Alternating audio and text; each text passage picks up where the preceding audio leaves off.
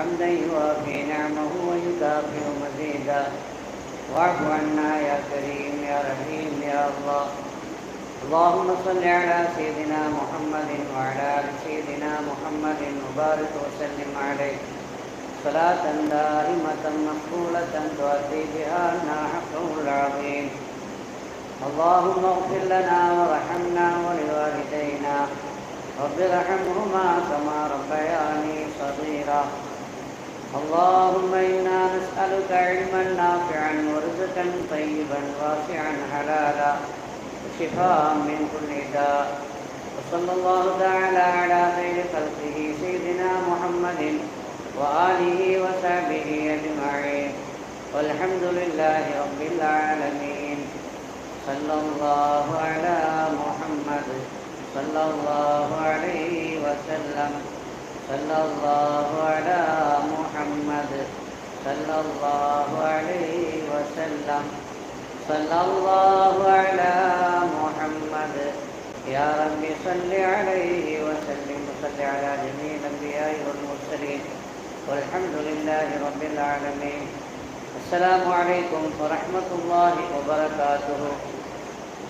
الحمد لله الحمد لله رب العالمين عدد خلقه وزنة عرشه ورضا نفسه ومداد كلماته. سبحانك لا علم لنا إلا ما علمتنا إنك أنت العليم الحكيم. اللهم صل على سيدنا محمد وعلى آل سيدنا محمد وبارك وسلم عليه. அளவற்ற அருளாளன் நிகரற்ற அன்புடையோன் எல்லாம் வல்ல அல்லாஹுவின் திருப்பெயரால் துவக்கம். அல்லாஹுவை பயந்து நடந்து கொள்ளும்படி வாழ்வின் எல்லா நிலைகளிலும் தக்வாவுடைய வாழ்க்கையை மேற்கொள்ளும்படி முதலாக எனக்கும் உங்களுக்கும் உபதேசம் செய்து கொள்கிறேன். ரப்புல் ஆலமீன் அவனால் அளிக்கப்பட்ட அருள்மறையாம் திருமறை அல் குர்ஆன் ஷரீஃபினுடைய விளக்க உரையை கேட்பதற்கு நமக்கு நசீபாக்கியதை போல் அதை உள்வாங்கி அதன் பிரகாரம் நடப்பதற்கும் அல்லாஹ் நமக்கு தௌஃபீக் செய்வானாக. அஊது பில்லாஹி மினஷ் ஷைத்தானிர் ரஜீம். பிஸ்மில்லாஹிர் ரஹ்மானிர் ரஹீம்.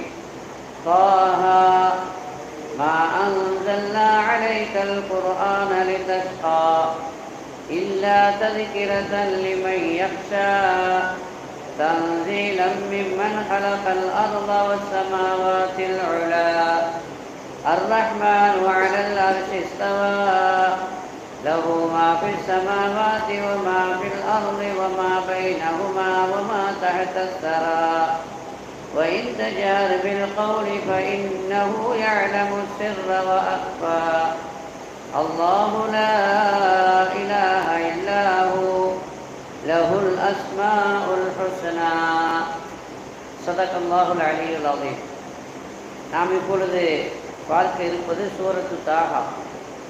தாஹா என்ற அத்தியாயத்திலிருந்து தஃசீர் உரை ஆரம்பமாகிறது. அல்லாஹ் அருளுகிறான், தாஹா நபியே, மா அன்ஸல்னா அலைக்கல் குர்ஆன லிதஷ்கா, நீங்கள் சிரமப்பட வேண்டும் என்பதற்காக இந்த குர்ஆன் ஷரீஃபை நாம் உம்மின் மீது இறக்கவில்லை. இல்லா ததிக்கிரத்தன் லிமன் யக்ஷா, நம்மை பயப்படக்கூடியவர்களுக்கு இது ஒரு அறிவுரையாக நினைவூட்டலாக இருக்க வேண்டும் என்பதற்காகவே நாம் இதை இறக்கினோம். தன்சீலம் மிம்மன் ஹலக்கல் அர்த வஸ்ஸமாவாத்தில் உலா, பூமியை படைத்த உயர்ந்த வானங்களை படைத்த அவனிடமிருந்து இது அருளப் பெற்றிருக்கிறது. அர் ரஹ்மான் அளவற்ற அருளாளன் அந்த அல்லாஹ் அரிசின் மீது நிறைவு கொண்டான். லஹு மாஃபிஸ் ஸமாவாத்தி வ மாஃபில் அர்தி, வானத்தில் உள்ளவைகளும் பூமியில் உள்ளவைகளும் அவைகளுக்கு மத்தியில் உள்ளவைகளும் இந்த பூமிக்கு அடியிலே புதைந்து கிடக்கக்கூடிய அனைத்தும் அவனுக்கே சொந்தம். வயின் தஜ்ஹர் பில் கௌலி, நீங்கள் சப்தமாக பேசினாலும் மெதுவாக பேசினாலும் அவனை பொறுத்தவரை எல்லாம் சமம்தான். ஏனென்றால் ஃபைன்னஹு யஅலமு ஸிர்ர வ அக்ஃபா, ரகசியமானதையும் அவன் அறிவான், அதைவிட மறைவானதையும் அவன் அறிவான். அல்லாஹு லா இலாஹ இல்லாஹு, அல்லாஹ் அவன் எத்தகையவன் என்றால் அவனை தவிர வேறு இறைவன் இல்லை. லஹுவல் அஸ்மாஉல் ஹுஸ்னா, அவனுக்கு அழகிய திருநாமங்கள் இருக்கிறது.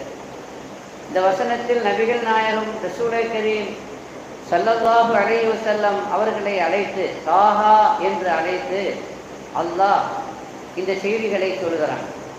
தாஹா என்று சொன்னால் ஹஜ்ரத் அப்துல்லாஹ் இப்னு அப்பாஸ் ரலியல்லாஹு அன்ஹுமா அவர்கள் சொல்கிற தஃசீரின்படி மனிதா என்ற அர்த்தம். ஹஜ்ரத் அப்துல்லாஹ் இப்னு உமர் ரலியல்லாஹு அன்ஹு அவர்கள் சொல்கிற தஃசீரின்படி யா ஹபீபி, என்னுடைய நேசரே என்று பொருள். இன்னொன்று என்னவென்றால், பிரபலியமான தஃசீர் என்னவென்றால், பெருமானார் ஸல்லல்லாஹு அலைஹி வஸல்லம் அவர்களுக்கு அழகான நிறைய திருநாமங்கள் இருக்கிறது. அவர்களுடைய அந்த அழகான திருநாமங்களில் ஒரு திருநாமம் தான் தாஹா, இன்னொன்று யாசீன், இன்னொன்று தாசீன். எனவே ரசூலுல்லாஹி ஸல்லல்லாஹு அலைஹி வஸல்லம் அவர்களை அழைத்து, நபியே, இந்த குர்ஆனை நீங்கள் சிரமப்பட வேண்டும், நீங்கள் கஷ்டப்பட வேண்டும், நற்பேர் அற்றவராக நீங்கள் ஆக வேண்டும் என்பதற்காக வேண்டி நாம் இறக்கவில்லை. இதை ஏன் அல்லாஹ் சொல்கிறான் என்றால், இந்த குர்ஆன் ஷரீஃப் அருளப்பட்டதும் பூமா நபி ஸல்லல்லாஹு அலைஹி வஸல்லம் அவர்கள் அதை இராக் காலங்களிலே தொழுகையிலே நின்று ஓதிக்கொண்டே இருப்பார்கள். நின்ற வண்ணம் ஓதிக்கொண்டிருப்பார்கள், கால்களுக்கு நின்று ஓதிக்கொண்டிருப்பார்கள். எந்த அளவுக்கு ஓதுவார்கள், தொழுகையிலே ஓதுவார்கள் நின்று கொண்டு என்றால், கால்களெல்லாம் வீங்கிவிடும். கால்களெல்லாம் வீங்கி விடுகிற அளவிற்கு அவர்கள் இதை ஓதி ஓதி அல்லாஹுவை, அதாவது அல்லாஹுனுடைய அந்த பேரின்பத்தை அடைந்து கொண்டே இருப்பார்கள். திருக்குர்ஆன் என்பது அது அல்லாஹ்வோடு உரையாடுவது. அல்லாஹ்வோடு உரையாடுகிற அந்த பேரின்பம் அதை உணர்ந்தவர்களுக்கு தெரியும். எனவே அவர்கள் திருக்குர்ஆனை ஓதி ஓதி அந்த பேரின்பத்திலே லயித்து மூழ்கி இருப்பதனால், அதனால் அவர்கள் உடம்பிலே ஏற்படுகிற சிரமம் கஷ்டம் அவர்களுக்கு தெரிவதில்லை. ஆனாலும் கூட அவர்கள் கால்கடுக்க நின்று அல்லாஹுவை வணங்கி வழிபடுவார்கள். எந்த அளவிற்கு என்று சொன்னால், சில சமயத்தில் ஒத்த காலில் நின்று தொழுது கொண்டிருப்பார்கள். சஹாபாக்களும் அதை போல இரவு நேரங்களிலே குர்ஆன் ஷரீஃபை ஓதி ஓதி தொழுது கொண்டிருப்பார்கள். நின்ற வண்ணம், கால்கடுக்க நின்ற வண்ணம் தொழுது கொண்டிருப்பார்கள். மேலே கயிறு கட்டியிருப்பாங்க, தொங்க போட்டிருப்பாங்களாம். லேசாக தூங்குற மாதிரி, கீழே விழுகிற மாதிரியான ஒரு நிலை வந்தால் அதை பிடித்துக் கொள்வார்கள். அந்த அளவிற்கு சிரமப்பட்டு அவர்கள் ஓதுவார்கள். பகல் காலங்களிலே இந்த மார்க்கத்தை இந்த மக்களுக்கு எத்தி வைக்க வேண்டுமே, எடுத்து சொல்ல வேண்டுமே என்ற கவலையில், என்ற சிந்தனையிலே அவர்கள் ஆழ்ந்திருப்பார்கள். ஆக இரவும் பகலும் இந்த இஸ்லாத்தை பற்றி, இந்த குர்ஆனை பற்றி, அதை எப்படி இந்த மக்களிடத்திலே கொண்டு போய் சேர்ப்பது என்ற சிந்தனையிலே, அந்த கவலையிலே மூழ்கியிருப்பார்கள். இதை குறித்து அபூ ஜஹலும் மற்றவர்களும் சொன்னான், இந்த குர்ஆன் அவர்களுக்கு இறங்கியதனால அவர்களுக்கு பெரிய கஷ்டமாகிவிட்டது, பெரிய துன்பமாகிவிட்டது. ஏன்னா பகலில் இதே சிந்தனையில் இருக்கிறார்கள், இரவிலே தூங்காமல் இதை ஓதி ஓதி தொழுது கொண்டிருக்கிறார்கள். எனவே இந்த குர்ஆனே அவர்களுக்கு ஒரு சாபமாக, இந்த குர்ஆனே அவர்களுக்கு அபாக்கியமானதாக அது ஆகிவிட்டது என்று சொன்ன பொழுதுதான் அல்லாஹ் சொன்னான், இந்த குர்ஆனை நபியே உங்கள் மீது நீங்கள் கஷ்டப்பட வேண்டும் என்பதற்காக வேண்டி, வேதனைப்பட வேண்டும், கவலைப்பட வேண்டும், துக்கப்பட வேண்டும் என்பதற்காக வேண்டி நாம் இறக்கவில்லை என்று அல்லாஹ் சொன்னான். பின் எதற்காக இறக்கினோம் என்றால், நியாய சிந்தனை உள்ளவர்கள், சத்தியத்திற்கு கட்டுப்படக்கூடிய, நம்மை கண்டு பயப்படக்கூடிய நன்மக்களுக்கு இது ஒரு அறிவுரையாக ஆக வேண்டும் என்பதற்காகத்தான் இந்த குர்ஆன் ஷரீஃபை இறக்கினோம். இந்த வசனம், இந்த சூரா இறங்கிய பிறகு ரசூலுல்லாஹி ஸல்லல்லாஹு அலைஹி வஸல்லம் நிறைய நேரங்கள் அல்லது முழுமையாக இரவு முழுவதும் நின்று ஓதி தொழுது கொண்டிருக்க மாட்டார்கள். இரவனுடைய ஆரம்பத்திலே கொஞ்சம் படுத்து ஓய்வெடுப்பார்கள். படுத்து ஓய்வெடுத்த பிறகு நடுநிசையிலே எழுந்து தொழுது கொள்வார்கள். அப்படியே சஹாபாக்களும். இப்படி ஒரு நிலை அதற்கு பிறகு உருவானதை நாம் பார்க்கிறோம். இந்த குர்ஆன் ஷரீஃபை யார் இறக்கினா என்றால், வானத்தையும் உயர்ந்த வானங்களையும் இந்த பூமியையும் படைத்த அல்லாஹ்வினால் இது அருளப்பட்டது. எனவே அல்லாஹ் அர் ரஹ்மான் அலல் அரிசிஸ்தவா, அவன் அரியணையின் மீது அரிசின் மீது நிலை கொண்டான். அல்லாஹ்வுடைய ஆளுமை எந்த அளவிற்கு விசாலமானது என்றால், வானத்தில் உள்ளது, பூமியில் உள்ளது, அவைகளுக்கு மத்தியில் உள்ளவை, இன்னும் சொல்ல போனால் இந்த பூமிக்கு அடியிலே உள்ளவை, புதைந்து கிடப்பவை எல்லாம் அவனுக்கு சொந்தம். எல்லா பாக்கியங்களும் அவனுக்கு சொந்தம். அந்த பாக்கியங்கள் நிறைந்து அல்லாஹ் உங்களுக்கு இந்த குர்ஆனை இறக்கினான் என்றால் உங்களை அபாக்கியவான்களாக ஆக்குவதற்காக அல்ல, உங்களுக்கும் இந்த பாக்கியத்தை தருவதற்காக. இந்த உலகத்தினுடைய இந்த சொத்துக்களை, இந்த உலகத்தினுடைய செல்வங்களை, வெளிப்படையான செல்வங்கள், புறத்தில் இருக்கக்கூடிய, அகத்திலே இருக்கக்கூடிய, வெளிரங்கமாக இருக்கக்கூடிய, உள்ரங்கமாக இருக்கக்கூடிய எல்லா வகையான இது பிரபஞ்சத்தினுடைய ரகசியங்கள், இப்பிரபஞ்சத்தினுடைய செல்வங்கள், அதனுடைய உடைமைகள், எல்லா பாக்கியங்களையும் உங்களுக்கு தர வேண்டும் என்பதற்குத்தான் அவன் அருளிருக்கிறானே தவிர நீங்கள் அபாக்கியவானாக ஆக வேண்டும் என்பதற்காக அல்லாஹ் இந்த குர்ஆனை இறக்கவில்லை என்று அல்லாஹ் சொல்கிறான். இந்த குர்ஆன் ஷரீஃபை தந்த ரஹ்மான் என்று அல்லாஹ் சொல்லும் பொழுது அர் ரஹ்மானு அல்லமல் குர்ஆன், குர்ஆனை கற்றுக் கொடுத்தவன் யார் என்றால் ரஹ்மான் என்று சொல்கிறான். ரஹ்மான் என்று சொன்னால் இந்த உலகத்திலே நல்லவர்களுக்கும் அல்லாதவர்களுக்கும், அவனுக்கு கட்டுப்பட்டவர்களுக்கும் கட்டுப்படாத பொல்லாதவர்களுக்கும் அன்பு காட்டக்கூடியவன், அருள் செய்யக்கூடியவனுக்குத்தான் ரஹ்மான் என்று சொல்வது. அத்தகைய எல்லாருக்கும் அருள் செய்யக்கூடிய அல்லாஹ் தான் இந்த குர்ஆனை கற்றுக் கொடுத்தான் என்றால், குர்ஆனை கற்றுக் கொடுக்கக்கூடிய அல்லாஹ்வுக்கு இந்த உலகத்தில் எல்லா மனிதர்களின் மீதும் அருள் பார்வை இருக்கிறது. எல்லோரும் இந்த குர்ஆனை கற்றுக்கொண்டு அதை உள்வாங்கிக் கொண்டு அந்த ரஹமத்தை, அந்த அருளை, அந்த பேரருளை, அந்த பேரின்பத்தை பெற வேண்டும் என்ற எண்ணம் இருக்கிறது. அந்த ரஹ்மான் அரிசின் மீது, அவனுடைய சிம்மாசனத்தின் மீது, அவனுடைய அரியணின் மீது நிலை கொண்டிருக்கிறான் என்று அல்லாஹ் சொல்லுகிறான். அரிசி குருசு, இந்த உலகத்தில் 7 வானங்கள் 7 பூமி இருக்கிறது. இப்பிரபஞ்சம் அனைத்தும் எல்லாம் குருசியில அடங்கி விடுகிறது. குருசி அரிசிலே அடங்கி விடுகிறது. குருசி அரிசி, அரிசி குருசி என்று சொல்லும் பொழுது ஒத்த பிரபஞ்சத்தையும் உள்ளடக்கிய முழு பிரபஞ்சம் என்று நாம் அதை பொருள் கொள்கிறோம். இந்த முழு பிரபஞ்சத்தினுடைய ஆளுமை அல்லாஹ்விடத்திலே இருக்கிறது. அந்த அல்லாஹ் அவன் ரஹ்மான், அவன்தான் இந்த குர்ஆனை இறக்கினான். அவன்தான் அரிசின் மீது இருந்தாலும் அவனுக்கு இடம் இல்லை. இருந்தான் என்று சொல்வது அது சரியான மொழிபெயர்ப்பு அல்ல. ஏனென்றால் அவனுக்கு உடல் இல்லை, அவனுக்கு உருவம் இல்லை, அவனுக்கென்று திசை இல்லை, அவனுக்கென்று இடமும் இல்லை. எனவே அல்லாஹ் மேலே இருக்கிறான் என்று சொன்னால் அது குஃப்ர், அது இஸ்லாமியம் அல்ல. அல்லது அல்லாஹ் கீழே இருக்கிறான் என்று சொன்னாலும் அதுவும் ஈமானுக்கு விரோதமான ஒரு சொல்லு. ஏனென்றால் அல்லாஹ்வுக்கு இடம் இல்லை. மேலே கீழே எல்லாம் அவனுக்கு சொந்தமாக இருக்கிற பொழுது அவனுக்கென்று இடம் இருக்கிறது என்று நாம் சொன்னால் அது ஈமானுக்கு உலை வைக்கக்கூடிய ஒரு விஷயம் என்பதை நாம் விளங்கிக் கொள்ள வேண்டும். அப்படி என்றால் அப்போ அல்லாஹ் எங்கே இருக்கிறான் என்று நாம் விளங்க வேண்டும். ஏன்னா அல்லாஹ்வை பற்றி நாம் தெரிந்து கொள்ள வேண்டும். அல்லாஹ்வை பற்றி தெரிந்து கொள்வதுதான் முதன்மையான ஒரு ஞானமாக இருக்கிறது. அந்த அல்லாஹ் மேலே இருக்கிறான்னு சொல்லக்கூடாது, கீழே இருக்கிறான்னு சொல்லக்கூடாது. ஏன்னா இடம் என்று அவனுக்கு வரக்கூடாது. அப்படின்னா சில பேர் எல்லா இடத்திலும் இருக்கிறான் என்று சொல்லலாமா என்றால் எல்லா இடத்திலும் இருக்கிறான் என்றும் சொல்லக்கூடாது. அங்கேயும் இடம் வந்து விடுகிறது. எனவே அல்லாஹ்வுக்கு இடம் என்ற வார்த்தை வராதவாறு நாம் அவனது இருப்பை, அவனது உள்ளமையை நாம் விளங்க வேண்டிய ஒரு கடமை நமக்கு இருக்கிறது. அப்போ எல்லா இடத்திலையும் அவன் இருக்கிறான் அப்படின்னு சொல்லக்கூடாது. பின்ன எப்படி சொல்லணும்? உஸ்தாத்மார்கள் நமக்கு சொல்லி தந்தார்கள், அவன் இல்லாத இடமே இல்லை என்று சொல்ல வேண்டும். எல்லா இடத்திலும் அவன் இருக்கிறான் என்றால் அவனுக்கு இடம் வந்து விடுகிறது. இடம் அவனுக்கு தேவை, இடத்தின் பக்கம் அவனுக்கு தேவை வந்து விடுகிறது. எனக்கும் உங்களுக்கும் இடம் வேண்டும். நீங்களும் நானும் இந்த உலகத்திலே இருக்க வேண்டும் என்றால் ஒரு இடம் தேவை, ஒரு காலம் தேவை. ஆனால் அல்லாஹ்வுக்கு அவனது இருப்புக்கு இடம் தேவையில்லை. எனவே எல்லா இடத்திலும் இருக்கிறான் என்றால் அவனுக்கு இடத்தின் பக்கம் தேவை என்று வந்து விடுகிறது. அதே நேரத்தில் அதை கொஞ்சம் மாற்றி அவன் இல்லாத இடமே இல்லை என்று சொல்ல வேண்டும். ரெண்டுக்கும் என்னென்ன வித்தியாசம்? அவன் எல்லா இடத்துலையும் இருக்கிறான் அப்படிங்கிறதுக்கும் அவன் இல்லாத இடமே இல்லை என்று சொல்வதற்கும் என்ன வித்தியாசம் இருக்கிறது என்றால் வித்தியாசம் இருக்கிறது. ஒரு விஷயத்தை நாம் முன்ன பின்ன ஆக்கி நாம் சொல்கிற பொழுது, ஒரு செய்தியை அதனுடைய சென்டென்ஸை நாம் அமைக்கிற பொழுது சொல்லுகிற விதத்தில் பொருள் வித்தியாசப்பட்டு விடுகிறது.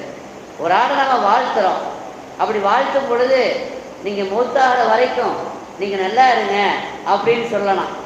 அப்படி சொன்னால் அந்த மனுஷன் என்ன மூத்த கொண்டு வாழ்த்துறாரு அப்படின்னு அவருக்கு மனசு கஷ்டமாகும் இல்லையா? ஆனால் அதே நேரத்தில் நீங்கள் வாழும் காலமெல்லாம் நல்லா இருங்க, நல்லா இருப்பீங்க அப்படின்னு சொல்லுங்கள். ரெண்டும் ஒன்று தான், ஒரே அர்த்தம்தான். ஆனாலும் கூட ரெண்டாவது இந்த வாக்கியம் அவருக்கு சந்தோஷத்தை தருகிறது. அந்த அடிப்படையில் நாம் பார்க்க வேண்டும். ஒரு அரசருக்கு பல்லு ஃபுல்லாக விழுந்துருச்சு, அப்படி ஒரு கனவு கண்டார். எல்லா பல்லும் விழுந்துருச்சு, கனவு கண்டார். கனவுக்கு விளக்கம் சொல்லக்கூடிய ஆளை அழைத்து இதுக்கு என்ன விளக்கம்னு கேட்டார். சரியான விளக்கத்தை தெரிந்த ஒருவர் வந்து சொன்னார், நீங்கள் உங்களுடைய பிள்ளைகளுக்கு முன்னாடி பேரப்பிள்ளைக்கு முன்னாடி, அதாவது பேரப்பிள்ளை உங்களுக்கு முன்னாடி உங்கள் பிள்ளைகள்லாம் மூத்தா போயிடுவாங்கன்னு. நீங்கள் ஹயாத்தாக இருக்கும் பொழுது உங்கள் பிள்ளைகளும் மூத்தா போயிடுவாங்க, உங்கள் பேரப்பிள்ளைகளும் மூத்தாயிடுவாங்க, எல்லா பிள்ளைகளும் உங்களுக்கு முன்னாடி மூத்தா போயிடுவாங்க அப்படின்னு சொன்னார்.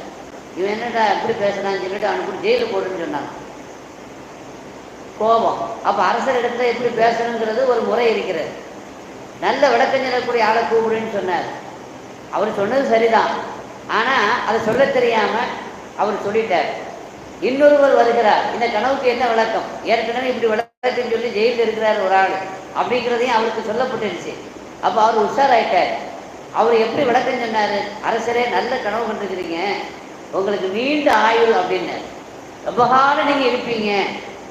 எந்த அளவுக்கு நீங்கள் இருப்பீங்க அப்படின்னு சொன்னால் எல்லாருக்கும் அதிகமாக, எல்லா மக்களுக்கும் அதிகமாக நீண்ட காலம் நீங்கள் என்ன செய்வீங்க, வாழ்வீங்க அப்படின்னு சொன்னாராம். ஒரே விஷயந்தான். அந்த முதலாம் அவர் சொன்ன பொழுது அவருக்கு ஜெயில் கிடைத்தது. ரெண்டாம் அவர் சொன்ன பொழுது, ரெண்டாவது விதத்திலே சொல்கிற பொழுது அவருக்கு பரிசு கிடைக்கிறது, கௌரவம் கிடைக்கிறது.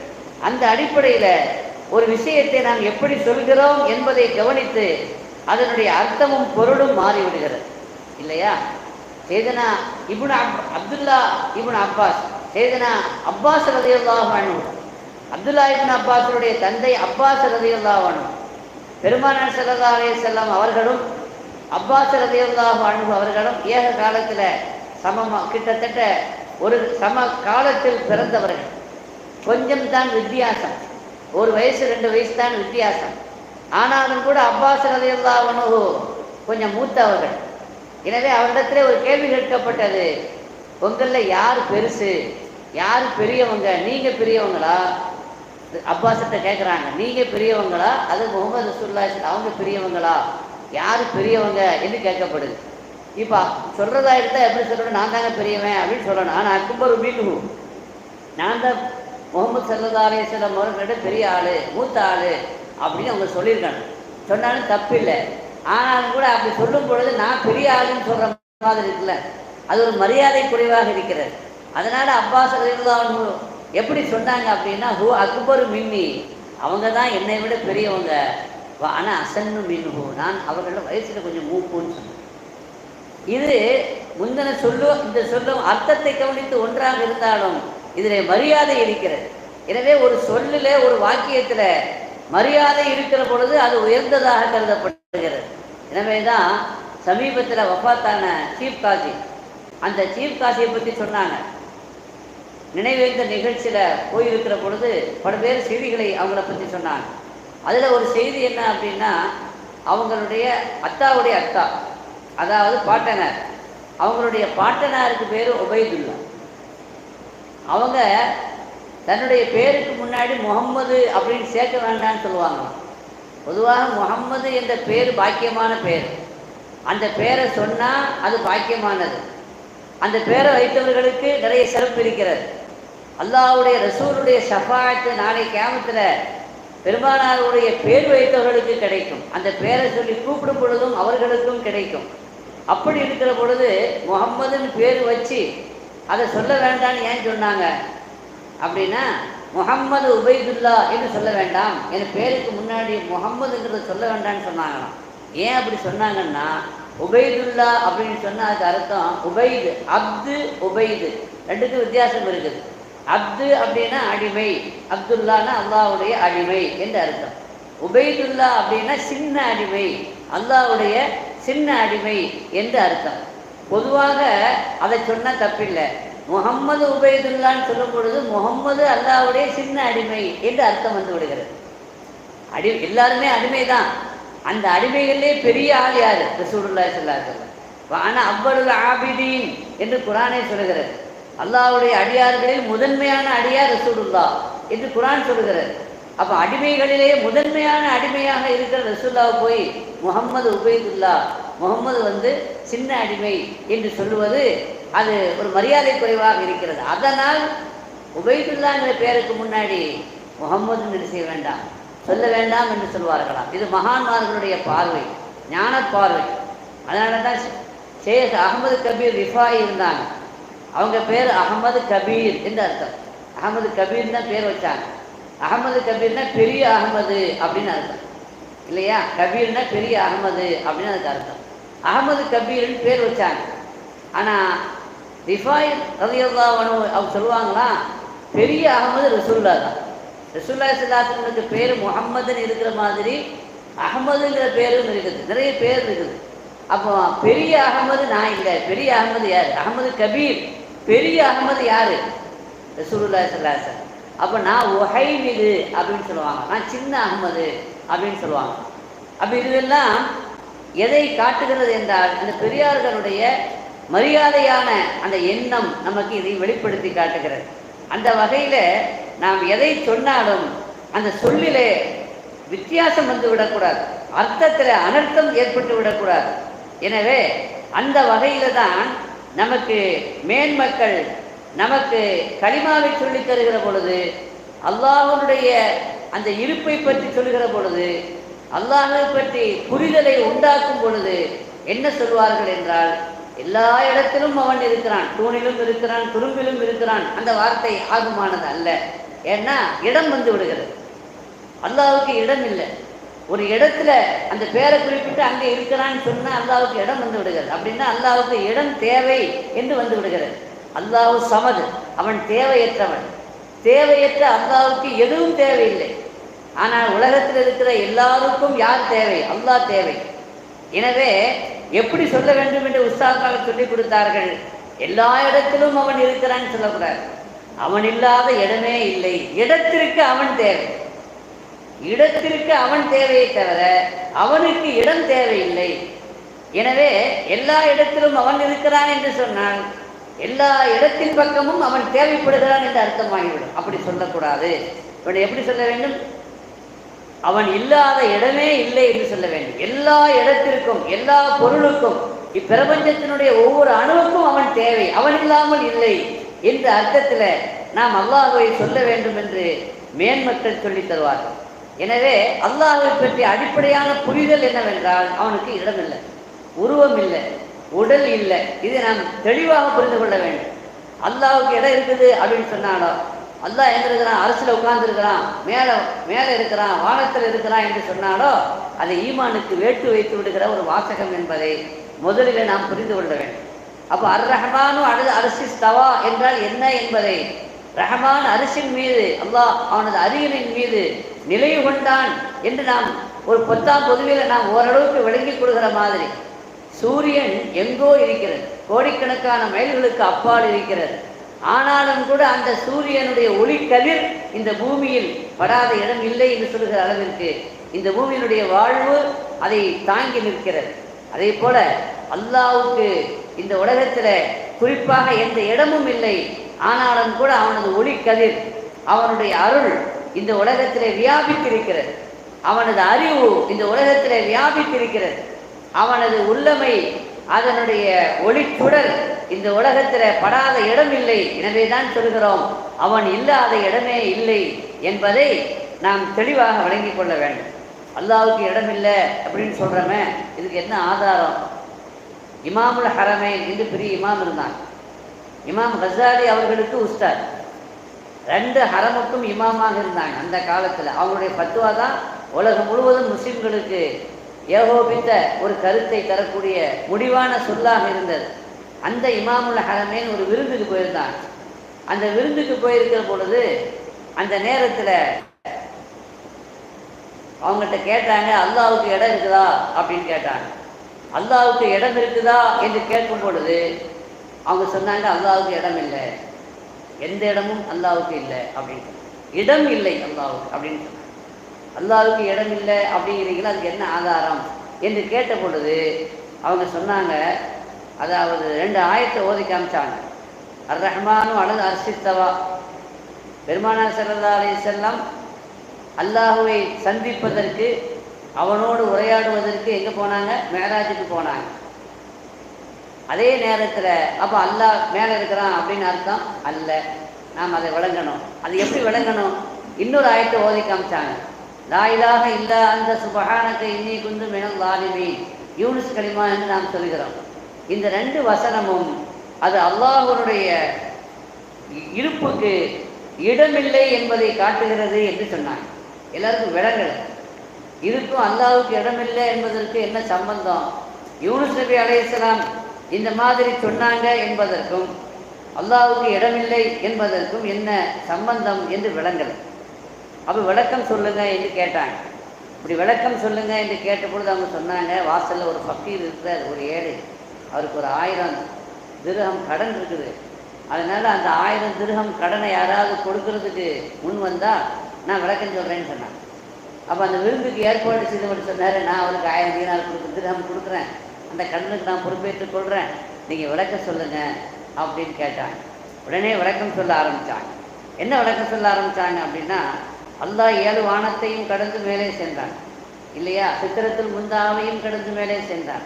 மேலே சென்று அல்லாஹுவை சந்தித்து ரசூலுல்லாஹி ஸல்லல்லாஹு அலைஹி வஸல்லம் அவர்கள் 7 வானத்தையும் கடந்து சென்று சித்திரத்தில் முந்தாவையும் கடந்து சென்று அவங்க அல்லாஹுவை சந்திக்கும் பொழுது அல்லாஹ் என்ன சொன்னான்? அஸ்ஸலாமு அலைக்க அப்படின்னு சொன்னான். உங்கள் மீது சலாம் உண்டாகட்டும். அலைக்கான்னு சொன்னால் என்னங்க? உங்கள் மீது, மீது. அப்போ அது முன்னிலை சொல். முன்னாடி இருக்கிற ஒரு ஆளை பார்த்து தான் உங்கள் மீது அப்படின்னு நம்ம என்ன செய்ய முடியும்? சொல்ல முடியும். நபிகள் நாயகம் ஸல்லல்லாஹு அலைஹி வஸல்லம் அல்லாஹ்வுக்கு அல்லாஹ்வுடைய புகழை சொல்லும் பொழுது அவங்க என்ன சொன்னாங்க அப்படின்னா, அதாவது லா உஹ்ஸி ஸனாஅன் அலைக்க அந்த கமா அஸ்னைத அலா நஃப்ஸிக. உன்னை எப்படி புகழ்வது என்று எனக்கு தெரியாது. எனவே நீ உன்னை நீயே எப்படி புகழ்ந்து கொண்டாயோ அது மாதிரி நீ புகழுக்குரியவனாக இருக்கிறாய் என்பதை தவிர நான் உன்னுடைய புகழை முழுமையாக பாட முடியாது, சொல்ல முடியாது என்று சொன்னாங்க. இங்கே பெருமானார் அந்த நீ உன்னை எப்படி புகழ்ந்து கொண்டாயோ என்று அந்த நீ என்று சொல்கிறார். நீ அப்படின்னா யாரை பார்த்து சொல்றது? முன்னாடி இருக்கிற ஆளை பார்த்துன்னு சொல்ல முடியும். அப்போ அல்லாஹுவை சந்திக்க சென்ற பெருமானார், மேராஜுக்கு சென்ற பெருமானார் அல்லாஹுவை பார்த்து நீ உன்னை எவ்வாறு புகழ்ந்து கொண்டாயோ அவ்வாறு நீ புகழுக்குரியவன் என்று சொன்னார்கள் என்றால் அங்கேயும் முன்னிலையில் அல்லாஹுவை அவர்கள் பார்த்தார்கள். அதே அல்லாஹுவை யூனுஸ் நபி அலைஹிஸ்ஸலாம் கடலின் ஆழத்தில் மீனுடைய வயிற்றிலே இருந்து அவர்களும் அல்லாஹுவை கூப்பிட்டாங்க. எப்படி கூப்பிட்டாங்க? லா இலாஹ இல்லா அன்த சுப்ஹானக இன்னீ குன்து மினல் ஸாலிமீன் அப்படின்னு கூப்பிட்டாங்க. என்ன சொன்னாங்க? உன்னை தவிர வேறு இறைவன் இல்லை என்று அவர்களும் சொன்னாங்க. அவர்களும் அந்த என்ற சொல்ல பயன்படுத்தினாங்க. அந்தன்னா முன்னிலை சொல். உன்னை தவிர இறைவா வேறு இறைவன் இல்லை என்று சொன்னாங்க. மேலே சென்ற பெருமானாரும் உன்னை என்ற வார்த்தையை முன்னிலை சொல்லை பயன்படுத்தினார்கள். கீழே கடலின் ஆழத்திலே இருக்கிற மீனு வயிற்றிலே இருக்கிற யூனுஸ் அலைஹிஸ்ஸலாமும் அந்த உன்னை தவிர வேறு இறைவன் இல்லை என்று. அப்படின்னா கீழே இருக்கக்கூடிய யூனுஸ் நபியும் உன்னை என்று முன்னிலைப்படுத்தி பேசுகிறார். மேலே சென்ற ரசூலுல்லாஹி ஸல்லல்லாஹு அலைஹி வஸல்லம் அவர்களும் அல்லாஹ்வை அந்த என்று முன்னிலைப்படுத்தி பேசுகிறார்கள் என்றால் அப்போ ரெண்டுமே அல்லாஹ்வுக்கு சமம் தான். மேலே கீழே என்பது நமக்குத்தான் அது வித்தியாசமே தவிர அல்லாஹ்வுக்கு என்ன இல்லை, வித்தியாசம் அல்ல என்பதைத்தான் அது காட்டுகிறது என்று அல்லாஹ்வுக்கு இடமில்லை என்பதை வித்தியாசமாக விளக்கமாக எடுத்து சொன்னார்கள் என்று நாம் பார்க்கிறோம். எனவே ஆரம்பமாக நாம் அல்லாஹுவை இந்த சூரத்தில் நாம் விளங்கிக் கொள்ள வேண்டும் என்றால் அல்லாஹ்வுக்கு இடமில்லை என்பதை விளங்கிக் கொள்ளணும். சரி, நம்ம துவா செய்யும் பொழுது எப்படி துவா செய்யணும்? கையை மேலே உயர்த்தான துவா செய்யணும். அந்த கை எப்படி இருக்குது? வானத்தை நோக்கி உயர்ந்து இருக்குது. வானத்தை நோக்கி உயர்ந்து அல்லாட்ட நம்ம கேட்குறோம் அப்படின்னா அப்போ அல்லாஹ் மேலே இருக்கான்னு அர்த்தமா? இல்லை. பின்ன ஏன் கையை மேலே உயர்த்துறோம் அப்படின்னா தொழுகையில் கிபிலாவை முன்னோக்கி தொழுகிறோம். இல்லையா? அதனால கிபிலாவில் அல்லாஹ் இருக்கிறான் அர்த்தமா? அந்த அர்த்தம் இல்லை. காபாவை அல்லாஹ்வுடைய வீடுன்னு சொல்கிறோம். அது அல்லாஹ்வுடைய வீடுன்னா அந்த வீட்டில் அல்லாஹ் இருக்கிறான் என்ற அர்த்தமா? ஒரு குறிப்பிட்ட இடத்துல அல்லாஹ் இருக்கிறான், அவனுக்கு இடம் இருக்குதுன்னு சொன்னாலே ஈமானுக்கு ஆபத்து வந்துடும். அப்போ அங்கே என்ன அர்த்தம் அப்படின்னா, தொழுகையில் எப்படி கிபிலா காபா கிபிலாவாக இருக்கிறதோ அது தொழுகைக்கு கிபிலா. அதே நேரத்தில் துஆவுக்கு கிபிலா என்னது? வானம். துஆவுக்கு கிபிலா வானம். எனவே அந்தந்த கிபிலாவை முன்னோக்கி நாம் அந்தந்த காரியங்களை செய்கிற பொழுது அங்குதான் அல்லாஹ் இருக்கிறான் என்று நாம் என்ன செய்யக்கூடாது. வானம் ஏன் துஆவுக்கு கிபிலாவா இருக்குது அப்படின்னா, வஃபிஸ் ஸமாஇ ரிஸ்குக்கும் வமா துஅதுன் என்று அல்லாஹ்வே சொல்றான். வானத்துல தான் உங்களுக்கு ரிஸ்க் இருக்கிறது, உங்களுக்கு வாக்களிக்கப்பட்ட எல்லா செல்வமும் இருக்கிறது. நாம் எங்கே உயர்த்தி கேட்க வேண்டும், எங்கே அல்லாஹ்வுடைய அருள் இருக்கிறதோ, ஏன்னா வானத்திலே இருக்கிற சூரியன், சந்திரன், நட்சத்திரங்கள் இதுவெல்லாம் தான் இந்த உலகம், இந்த பூமி விளைவதற்கும் நமக்கு ரிஸ்க் வருவதற்கும் கிடைப்பதற்கும் காரணம். அந்த காரணமாக இருக்கிற இந்த விண்மீன்கள் அனைத்தும் எங்கே இருக்கிறது? மேலே இருக்கிறது என்பதனால தான் நாம் துஆ செய்யும் பொழுது, அந்த ரிஸ்கை கேட்கிற பொழுது கையை வானத்தை நோக்கி நாம் உயர்த்துகிறோமே தவிர அங்கே அல்லாஹ் இருக்கிறான் என்ற அர்த்தத்தில் அல்ல. இதே பெருமானார் ஸல்லல்லாஹு அலைஹி வஸல்லம் மழை வேண்டி தொழுகை நடத்தும் பொழுது சாதாரணமாக இப்படி தானே துஆ செய்வோம். அப்போ அந்த நேரத்தில் அவங்க எப்படி துஆ செய்கிறாங்க? இப்படி கையை வச்சு துஆ செய்கிறாங்க அப்படின்னு அல்லாஹ் கேட்கறதுக்கு அர்த்தமா? சற்று வித்தியாசப்படுத்தி அல்லாஹ்வுக்கு இடமில்லை என்பதை பெருமானார் ஸல்லல்லாஹு அலைஹி வஸல்லம் பல்வேறு கட்டங்களிலே நமக்கு உணர்த்தி இருக்கிறார். ஒரு அடிமை பெண்ணிடத்தில் கேட்டாங்க, ஐனல்லாஹ், அல்லாஹ் எங்கே இருக்கிறான் என்று கேட்டார்கள். அந்த அடிமை பெண் சொன்னாங்க, பிஸ்ஸமா, வானத்தை காமிச்சாங்க. அல்லாஹ் வானத்தில் இருக்கிறான். மன் அன, நான் யார்? அந்த ரசூலுல்லாஹ், நீங்கள் அல்லாஹ்வுடைய ரசூல் அப்படின்னு சொன்னாங்க. இந்த பெண்ணு சொல்லிச்சு.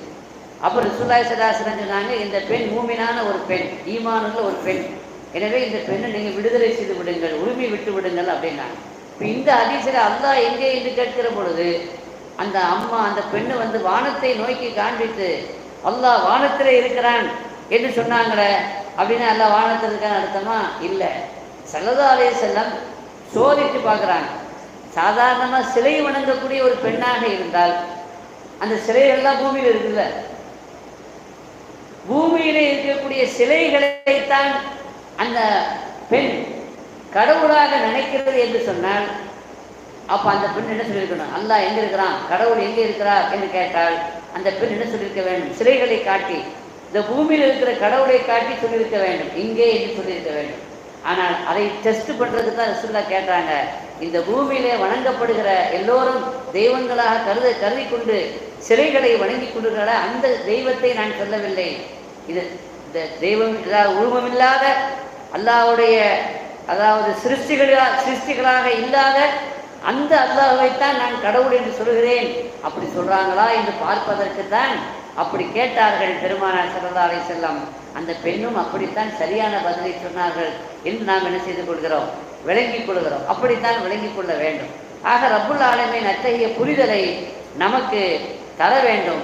எனவே முதல்ல நம்ம வழங்க வேண்டியது, அல்லாஹ் அவனுக்கு இடமில்லை, அல்லாஹ்வுக்கு திசை இல்லை என்பதை நாம் சரியாக விளங்கிக் கொள்ள வேண்டும். நிறைவான ஒரே ஒரு செய்தி, இந்த பூமி மட்டுமல்ல, இந்த பூமியில் உள்ள அனைத்தும், வானத்தில் உள்ள அனைத்தும், இந்த ரெண்டுக்கும் இடையில் உள்ள அனைத்தும் எல்லாமே அல்லாஹ்வுக்கு சொந்தம் என்று அல்லாஹ் சொல்கிறான். அப்படின்னா இந்த பூமியில கீழே இருக்கக்கூடிய, இந்த மண்ணுக்கு அடியிலே இருக்கக்கூடியது, மண்ணுக்கு அடியிலே இருக்கக்கூடிய இந்த பூமியிலே புதைந்து கிடக்கக்கூடிய எல்லாமே அல்லாஹ்வுக்கு சொந்தம். உலகத்தில் முழுமையான ஞானம் அல்லாஹ்வுக்குத்தான் இருக்கிறது. விஞ்ஞானம் எந்த அளவுக்கோ வளர்ந்து விட்டது, ஆனாலும் கூட மேலே எந்த அளவுக்கு அவருடைய அறிவு போயிருக்குது நமக்கு தெரியும். சந்திரன் வரைக்கும் தான் மனிதன் போய் அவன் கால் வைத்திருக்கிறான். மற்ற கோள்கள், மற்ற இடங்களுக்கு அவன் விண்கலத்தை தான் அனுப்பியிருக்கிறான். அவனால் போக முடியல. ஆனாலும் கூட அவனே சொல்கிறான், நாங்கள் போன இடம், எங்கள் அறிவுக்கு பட்ட இடம் கொஞ்சம், ரொம்ப ரொம்ப கொஞ்சம், அதையும் கடந்து இப்பிரபஞ்சம் விரிவாக இருக்கிறது என்று ஒத்துக்கொள்கிறார்கள். இதோ இந்த பூமியை குறித்தும் கூட மனிதனுடைய சயின்ஸினுடைய அறிவு எந்த அளவுக்கு சுருங்கி இருக்கிறது என்றால், ஒரு கட்டத்தில் அந்த காலம் முதல் இந்த காலம் வரைக்கும் இந்த பூமியினுடைய குறுக்கு வட்டம் எப்படி இருக்குது, எவ்வளோ இருக்குதுன்னு பார்க்கணுங்கிறதுக்காக வேண்டி, ஏன்னா பூமி உருண்டை என்று ஆன பொழுது பூமியை தோண்டி நாம் உள்ளே போனால் அதனுடைய மறுமுனைக்கு நாம் என்ன செய்து விடலாம், சென்று விடலாம் என்பதற்காக வேண்டி பூமியை தொலை போட்டு உள்ளே போனாங்க. ஆராய்ச்சி பண்ணுறதுக்காக வேண்டி எந்த அளவுக்கு உள்ளே போக முடியுது என்று பார்க்கலாம் என்று தொலை போட்டு உள்ளே போனாங்க. எந்த அளவுக்கு தான் உள்ளே போக முடிஞ்சது? 6 மைல் தூரம்தான் உள்ளே போக முடிந்தது. வித்தியாசமான சக்தி வாய்ந்த கருவிகளை கொண்டு தொலையை போட்டு அவங்க உள்ளே போனாலும் கூட எதற்கு மேல் போக முடியல, 6 மைலுக்கு அப்பால் போக முடியவில்லை. இன்று வரை அது அப்படித்தான் இருக்கிறது. அப்போ 6 மைலுக்கு அப்பால் ஒரு தடுப்பு தெரிகிறது, பாறையினாலான ஒரு தடுப்பு தெரிகிறது. அந்த தடுப்பை தாண்டி மனிதனால் செல்ல முடியவில்லை. மனிதனுடைய கருவி வேலை செய்யவில்லை. அந்த கருவி அதற்கு மேல் தீப்பிடித்து கருவி அது சாம்பலாகிவிட்டது என்று மனிதனுடைய அறிவு, அவனுக்கு அவருடைய அறிவு குறைந்தது என்பதை சுட்டி காண்பித்தது. ஆனால் பூமியினுடைய குறுக்கு கோடு, இந்த முனைக்கும் இந்த முனைக்கும் இடையில இருக்கிற அந்த குறுக்கு கோடு 1000 மைல். 1000 மைலில் 6 மைல் தான் அவனால் உள்ளே போக முடிஞ்சது. அப்படின்னா எவ்வளவு போக வேண்டியது இருக்கிறது. ஆக இந்த பூமிக்கு அடியில் உள்ளதும் அல்லாஹ்வுக்குத்தான் சொந்தம். அதனுடைய முழுமையான ஞானம் அல்லாஹ்வுக்குத்தான் தெரியும். பிரபஞ்சத்தினுடைய மேலே எங்கே சென்றாலும் எவ்வளோ சென்றாலும் அதுவும் அல்லாஹ்வுக்கு மட்டும்தான் தெரியும். இவ்வளவு பிரபாண்டமான விசாலமான இந்த அல்லாஹுவை நாம் அறிந்து கொள்வதற்கு அவன் தௌஃபீக் செய்ய வேண்டும், அவன் நமக்கு கிருபை செய்ய வேண்டும். அவன் இந்த திருமறையின் மூலமாக நமக்கு தன்னை பற்றியும் தன் சிருஷ்டிகளை பற்றியும் அதனுடைய ரகசியங்களை பற்றியும் சொல்கிறான். ரப்புல் ஆலமீன் அத்தகைய புரிதலை, ஓரளவுக்கு நமக்கு விளங்கக்கூடிய ஆற்றலை, மாரிஃபாவுடைய அந்த ஞானத்தை அல்லாஹ் நம் அனைவருக்கும் தந்தல் புரிவானாக. பிஹக்கி சய்யிதினா முஹம்மத் வ ஆலி சய்யிதினா முஹம்மத் ஸல்லல்லாஹு அலைஹி வஸல்லம் வ ஆகிரு தஅவானா அல்ஹம்துலில்லாஹி ரப்பில் ஆலமீன்.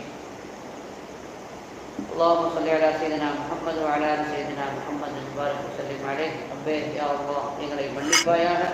எங்களுடைய மாதா பிதா மற்றும் உஸ்தாத்மார்கள் மாணவர்கள்